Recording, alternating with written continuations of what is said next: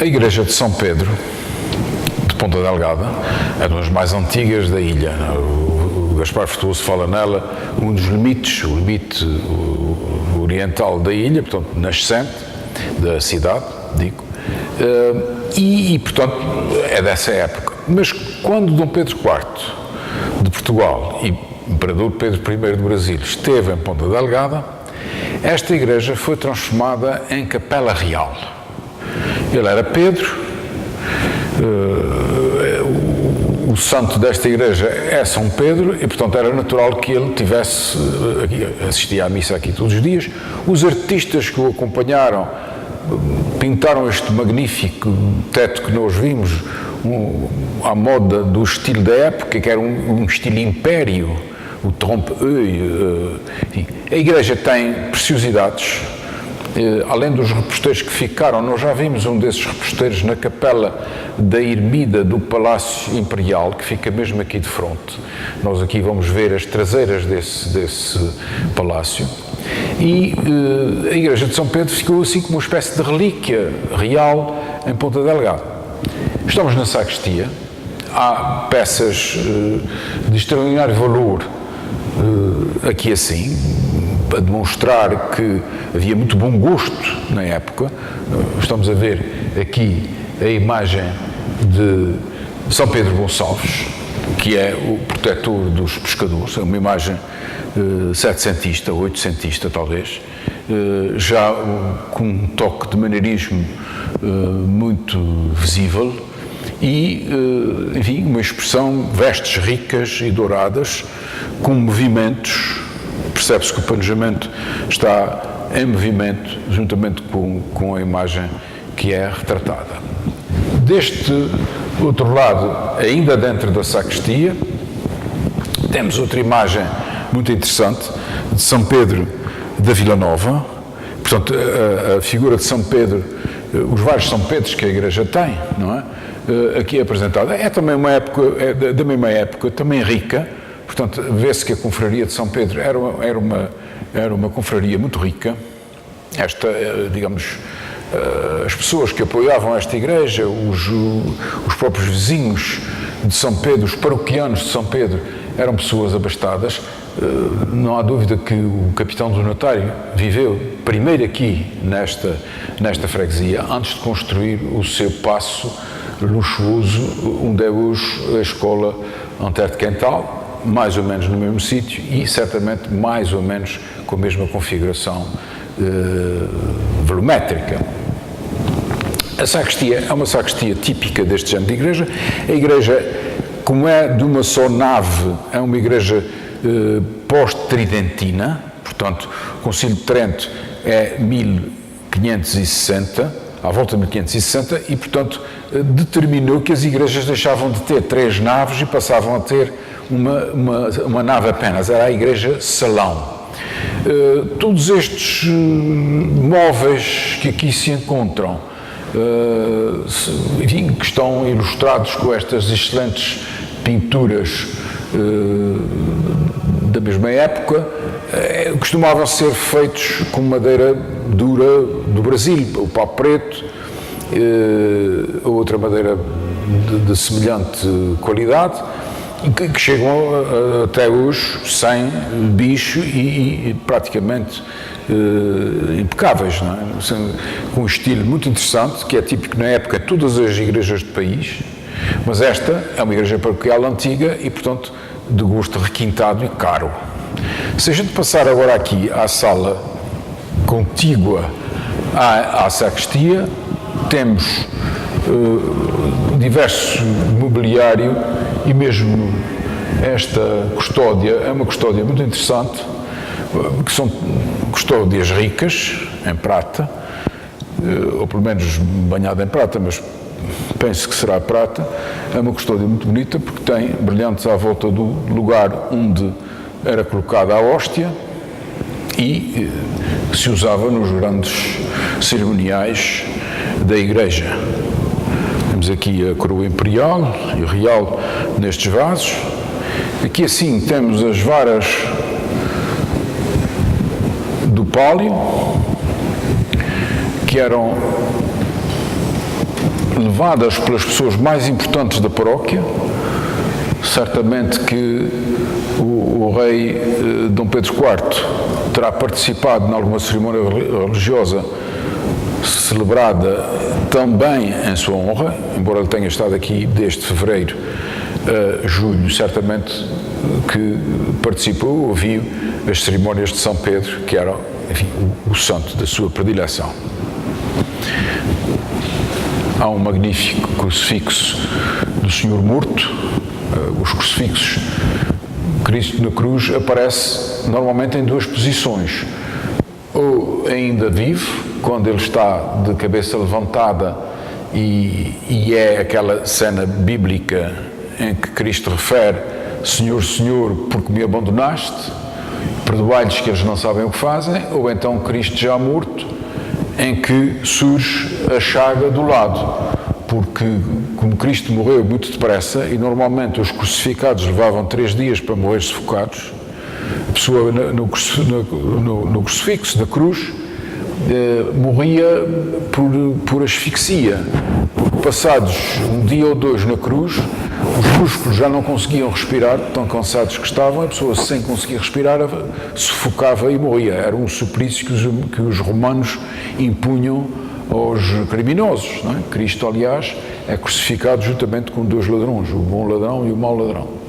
E então, quando Cristo morreu, exalou o último suspiro, um dos soldados romanos, para ter a certeza que ele tinha morrido, enfiou-lhe a lança no lado, até ao coração, e da chaga só caiu a água que os cristãos celebram como a água do lado de Cristo. Pronto, é uma imagem realista, muito bem feita, aliás, mas relativamente recente. Temos aqui 2 lampadares que costumam acompanhar na procissão. E então, aqui na outra sacristia, temos imagens muito antigas de Nossa Senhora e o Menino. Aquela imagem certamente vem do século XVI, é uma imagem valiosíssima, e a outra já relativamente mais recente, mas ainda de grande valor. Esta é a saída norte da igreja, é uma das saídas menos importantes das igrejas, porque normalmente a porta sul é que é a mais imponente e sujeita a alguns cerimoniais da igreja, que hoje estão completamente esquecidos. Neste largo, estamos aqui no largo hoje chamado do Almirante Dunn. O Almirante Dunn foi o comandante americano da base americana na Primeira Grande Guerra, porque nós declarámos guerra à Alemanha em 1916, a guerra começou em 1914, Portugal declarou guerra à Alemanha em 1916 e os americanos estabeleceram aqui uma base que ficou aqui estabelecida de 1916 até 1919.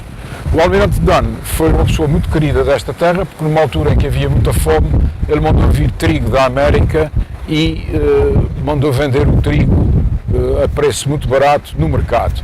Daí que Ponta Delgada, a Câmara da cidade, tenha dado a este largo, que era o Largo de São Pedro, o nome do Almirante Dunn. Dizia-se com muita piada em Ponta Delgada que ele não tinha jeito nenhum para a música e que só conhecia 2 músicas. Uma era o hino americano, a outra não era. E, portanto, eram só essas 2 músicas. Mas neste largo, nós temos aqui várias curiosidades arquitetónicas.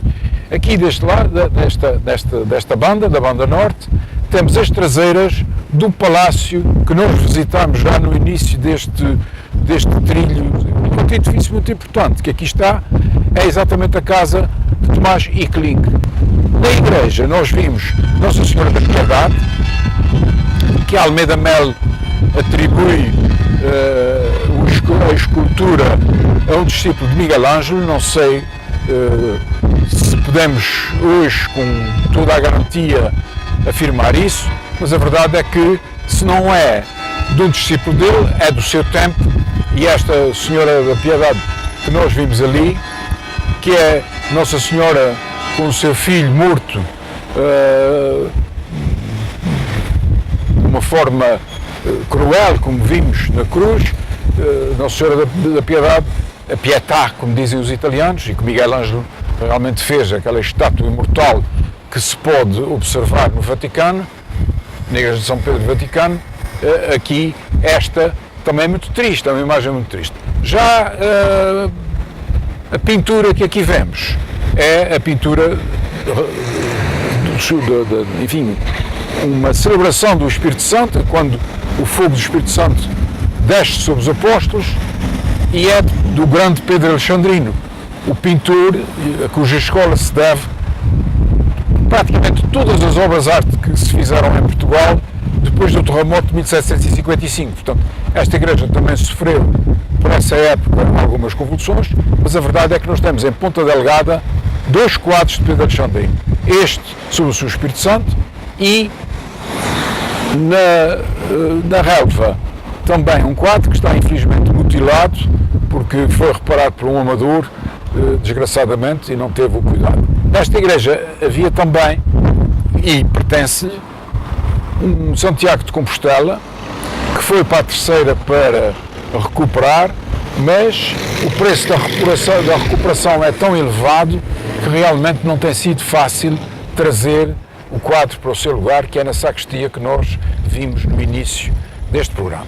Portanto, resumindo, temos a Capela Real de Dom Pedro IV, Dom Pedro I do Brasil, temos uma obra que é do século XVIII, temos uma obra perfeita em termos de arquitetura exterior e interior, temos uma imagem de São Pedro que pode, certamente eu não sei bem, mas pode ser de pedra, pode ser, digamos, uma das 3 imagens de pedra que existem em São Miguel, esta de São Francisco, na Igreja atual de São José, e a de Nossa Senhora, que está no batistério da Igreja de Nossa Senhora da Candelária.